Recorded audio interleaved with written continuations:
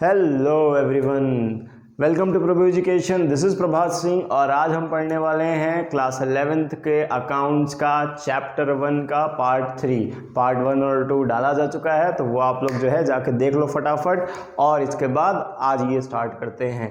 तो पार्ट 2 में हमने ऑलरेडी सारी चीज़ें डिस्कस कर ली हैं। अब पार्ट 3 जो है ये स्टार्ट करने में देखो यहाँ पे क्या है, हमने कुछ टर्म्स पार्ट 1 और पार्ट 2 में सुना था। अगर आप लोग वो वीडियो नहीं देखे हो तो जाके ज़रूर देख लो। पार्ट 1 और 2 में हमने सुना था book keeping, transaction, accounting, accountancy, internal user, external user, ऐसे कुछ टर्म्स हमने पार्ट 1 और पार्ट 2 में समझा था। अब समझने वाली बात यह है कि सर ये सारे टर्म्स जो हैं ये क्या क्या हैं, क्या क्या इनका मतलब है और कहाँ कहाँ पे इनका कैसे यूज़ किया जाएगा। तो चलो वही डिस्कस करते हैं। सबसे पहले एक टर्म आता है बुक कीपिंग। बुक कीपिंग क्या है? बुक कीपिंग प्रायर स्टेज है अकाउंटिंग के, मतलब कि अकाउंटिंग जो है वो बहुत बाद में आता है, पहले बुक कीपिंग करते हैं। इवन अकाउंटिंग जब लुकस पेसिलियो ने, जैसा मैंने बताया था 1494 में उन्होंने जब डबल एंट्री सिस्टम का इजाफा किया, तो उसके पहले जो था हमारा क्या, ये बुक कीपिंग ही फॉलो किया जाता था, क्योंकि ट्रेड तो पहले भी होते थे, बिजनेस जो है वो ट्रेडिंग पहले भी करती थी, और एक कंट्री दूसरे कंट्री के साथ, एक इंसान दूसरे इंसान के साथ, एक ऑर्गेनाइजेशन दूसरे ऑर्गेनाइजेशन के साथ क्या करती थी, कुछ ना कुछ ट्रेड जो exchange of goods and services है वो होता ही रहता था। तो बुक कीपिंग वहाँ पे करते थे। अब बुक कीपिंग में कुछ कुछ बेसिक चीज़ें हैं जो कि क्या करते थे, आते थे। तो देखो यहाँ पे सबसे पहले बोल दिया है ऑलरेडी कि हम क्या समझते हैं कि जो बुक कीपिंग है और जो अकाउंटेंसी है वो दोनों सेम है। एक्चुअल में वो सेम नहीं है, ठीक है। सिंपल सी बात है कि ये दोनों चीज़ें अपने आप से क्या है, एकदम अलग हैं। देखो अकाउंटिंग जो है वो ज़्यादा बड़ा टर्म है, बुक कीपिंग जो है वो छोटा टर्म है। बुक कीपिंग में क्या क्या चीज़ें आती हैं, देखो it is a part of accounting. इसको क्या बोल दिया, बुक कीपिंग को बोल दिया कि भाई you are a small part of complete accountancy. Understood. देखो सिंपल सी बात है कि बुक कीपिंग में बस कुछ बेसिक चीज़ें आती हैं। क्या क्या चीज़ें आती हैं? फाइनेंशियल ट्रांजेक्शन्स, जो भी ट्रांजेक्शन्स है उसको रिकॉर्ड करना, measuring them in the terms of money. अगर कुछ exchange of goods and service हुआ है, मतलब मैंने अगर कोई सामान खरीदा या बेचा है, अगर वो मनी के टर्म्स में इन्वॉल्व है, अगर वहाँ पे मनी, पैसा अगर वहाँ पे इन्वॉल्व है, तब जाके वो क्या कहलाएगा, हमारा ट्रांजैक्शन कहलाएगा। ठीक है, अभी ट्रांजैक्शन के मीनिंग बेसिक टर्म्स में पढ़ेंगे। देखो तो अगर वो उसको तौलना कि वो कितना रुपए है, 5,000 है, 10,000 है, 15,000 है, काउंट करना, उसको मेजर करना, इसके बाद उसको रिकॉर्ड करना, मतलब लाइंस में लिखना कि अच्छा हमने ये चीज़ें की हैं, इतने रुपए का ये सामान आया, इतने रुपए का ये सामान गया, इतने रुपए का प्रॉफिट हुआ, इतने रुपए का लॉस हुआ। एज अ ट्रांजेक्शन्स को क्या करते हैं, लिखते हैं। तो identifying them, measuring them, identifying them, posting them into ledger. अब लेजर क्या है सर? लेजर एक्चुअल में तुम्हारा आगे आने वाला एक पूरा का पूरा चैप्टर है जो अभी तुम आगे 11th में पढ़ोगे। तो लेजर क्या होता है, एक छोटा सा यहाँ पे एग्जांपल बनाते हैं। ये है अकाउंटेंसी, ठीक है, ऐसा जो है हमारा बनता है, तो इसको हम कहते हैं लेजर। जैसे सपोज करो कि अगर मैं कैश अकाउंट बनाऊं, तो कैश से रिलेटेड जितने भी ट्रांजेक्शन्स रहेंगे, जितना भी कैश आएगा और जाएगा किसी भी कंपनी में, तो उसका हम यहाँ पे एंट्री पास करेंगे, मतलब यहाँ पे नोट करेंगे। तो ये लेजर तक, तो लेजर तक का जो पार्ट है, यानी तुम्हारा रिकॉर्डिंग, जर्नल एंट्री, लेजर, ये लेजर तक का पार्ट जो है तुम्हारा किस में आता है, बुक कीपिंग में आता है। ठीक है, और अब इसके बाद समझते हैं कि जो दो हमारे मेन टर्म्स हैं कि अकाउंटेंसी और अकाउंटिंग। हम कई बार शब्दों का मीनिंग एक्चुअल में नहीं जानते हैं। सबसे पहले देखो अकाउंटिंग क्या है। अकाउंटिंग जो है ऑलरेडी मैंने बता दिया कि एक बहुत बड़ा टर्म है कंपैरेटिवली बुक कीपिंग के। तो बुक कीपिंग क्या है, बुक कीपिंग जहाँ पे जाके ख़त्म होती है वहाँ से अकाउंटिंग का रास्ता स्टार्ट होता है। समझ में आ रहा है? बुक कीपिंग क्या है, बुक कीपिंग जहाँ पे ख़त्म हुआ, मतलब यहाँ पे अगर बुक कीपिंग खत्म हो रही है तो इसके बाद जो है ना अकाउंटिंग आएगा, बोलेगा भाई बुक कीपिंग अब तू रहने दे, अब जो है मेरे को इसको कैरी फॉरवर्ड करने दे, यानी मेरे को इसको आगे लेके जाने दे। तो सिंपल सा मतलब ये है कि जब हम अकाउंटिंग पढ़ रहे हैं तो अकाउंटिंग बहुत बड़ा टर्म है, उसका एक पार्ट है बुक कीपिंग। बुक कीपिंग बीच में रुका, इसके बाद से अकाउंटिंग जो है वो आगे कैरी फॉरवर्ड करके लेके चला गया। तो लिखा हुआ है सिंपल सा, देखो बहुत बेहतरीन लाइन है कि it starts where book keeping ends. क्या चीज? Accounting. Accounting starts where book keeping end, book keeping is the part of accounting. Already मैंने बता दिया, ठीक है। अब अकाउंटिंग और अकाउंटेंसी में समझ में आ रहा है, अकाउंटिंग और अकाउंटेंसी में डिफरेंस समझो कि जो अकाउंटिंग है ना, accounting is a work, it is a process of work, जिसमें हम काम करते हैं। यानी जो काम मैं कर रहा हूँ, मैं जो अकाउंट्स बना रहा हूँ, मैं जो लेजर बना रहा हूँ, मैं जो ट्रायल बैलेंस बना रहा हूँ, मैं जो फाइनेंशियल स्टेटमेंट बना रहा हूँ, that is what work, I am doing that. But जो हमारा अकाउंटेंसी है, वो अकाउंटेंसी एक्चुअल में जो तुम सब्जेक्ट पढ़ने वाले हो ना, वो तुम अकाउंटेंसी सब्जेक्ट पढ़ने वाले हो, समझे? वो तुम क्या पढ़ने वाले हो? अकाउंटेंसी सब्जेक्ट पढ़ने वाले हो। मतलब ये है कि ये जो अकाउंटेंसी है, ये एक पूरा सिस्टमैटिक बॉडी ऑफ नॉलेज है।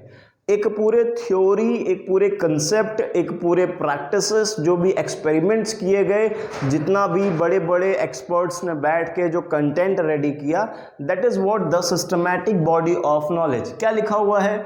It is a systematic body of accounting.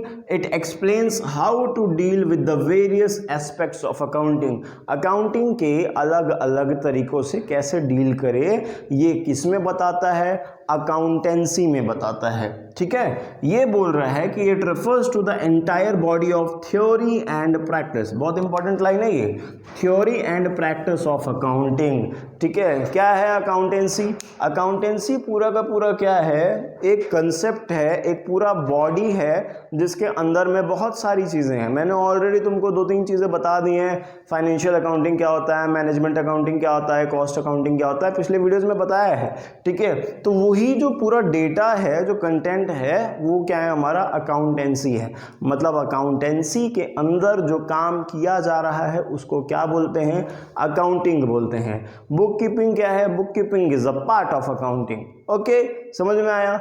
अब आगे देखो, अब समझते हैं कि अकाउंटिंग इज एन आर्ट और साइंस, और फिर डबल एंट्री सिस्टम और सिंगल एंट्री सिस्टम ये क्या होता है। चैप्टर का एंड आने वाला है, इस पार्ट में हम देखेंगे अकाउंटिंग इज एन आर्ट और साइंस। देखो, एक आर्टिस्ट, जैसे एक सिंगर है, अगर वो जब गाना गाता है तो जो लिसनर होता है उसके कानों को वो गाना अच्छा लगना चाहिए। मतलब उसका जो मोटो है वो पूरा हो रहा है, जो गाना गाने का मोटो है वो पूरा हो रहा है। इसी तरीके से जब हम अकाउंट्स बनाते हैं तो वहाँ पे अकाउंटिंग का मोटो ये होता है कि वो क्या बता सके, कुछ रिजल्ट निकाल के दे सके किसी को भी, जो भी उसको बना रहा है, और उसको इस तरीके से बनाया जाए कि वो एक बार में देखने में ही क्या हो, इजी टू अंडरस्टैंड हो, ठीक है। इसीलिए क्या बोला गया है? Accounting is an art. क्या लिखा हुआ है? Accounting is an art as well as science, as art is the technique that helps to achieve the goal। Art क्या होता है कि वो गोल को अचीव करने में हेल्प करता है। फिर बोल रहा है कि accounting is the art of recording, classifying, summarising financial transaction to know the profitability of the business, ठीक है। सिंपल सी बात है, हमने बहुत बार ये टर्म का इस्तेमाल किया, art of recording, classifying, summarising in a significant manner, ठीक है। चलो अब देखो, इसीलिए अकाउंटिंग एक आर्ट है, ये प्रूफ कर दिया, क्योंकि वो ऐसे प्रेजेंटेबल मैनर में बनाया जाता है जिससे कि वो आसानी से समझा जा सके और उसका एक रिजल्ट जो है वो इजीली क्या हो, निकाला जा सके। फिर अब बोल रहा है कि अकाउंटिंग इज एन साइंस। अब साइंस वाली बात बता रहा है, तो साइंस क्यों है? साइंस एक्चुअल में क्या है? साइंस बहुत सारे एक्सपेरिमेंट्स के बाद बनाया गया एक सिस्टमैटिक बॉडी ऑफ नॉलेज है, बहुत सारे प्रैक्टिसेस के। जैसे एक एग्जांपल समझो कि अगर पानी को गर्म करना है तो पानी का कुछ मैक्सिमम टेम्परेचर होगा, इसके बाद वो पानी क्या होगा, हीट होनी चालू हो जाएगी। नॉर्मल रूम टेम्परेचर पे तो हम पानी को गर्म कर नहीं सकते हैं, हम जब उसको गैस पे रखेंगे तभी। तो मान के चलो कि हमने उसको 50 डिग्री पे गर्मी की, फिर 60 पे की, फिर 70 पे की, फिर 80 पे की। तो जब 4-5 बार, 10 बार, 200 बार, 500 बार उस चीज़ को एक्सपेरिमेंट किया गया तो हमको पता चला कि हाँ, अब तुम कहीं भी रहो, किसी भी दुनिया में, किसी भी स्टेट में, किसी भी कंट्री में रहो, इस टेम्परेचर पे जब पानी को गर्म करोगे तो क्या होगा, वो गर्म होगा। ठीक है, किसी भी चीज को ऊपर फेंकोगे तो वो ऑटोमेटिकली नीचे आएगा बिकॉज ऑफ ग्रेविटी। ये साइंस में ऐसे प्रैक्टिकली एक्सपेरिमेंट करने के बाद डेटा अवेलेबल है। इसीलिए इसको भी, अकाउंटिंग को भी क्या बोला, any organised knowledge certain based on certain basic principles. देखो क्या है ये principles as a science, simple सी बात है, science is based on principle. Science के कोई भी थ्योरम लो, कोई भी रूल्स एंड रेगुलेशंस लो, लॉ लो, सारे के सारे क्या है, बेस्ड है सर्टन प्रिंसिपल से।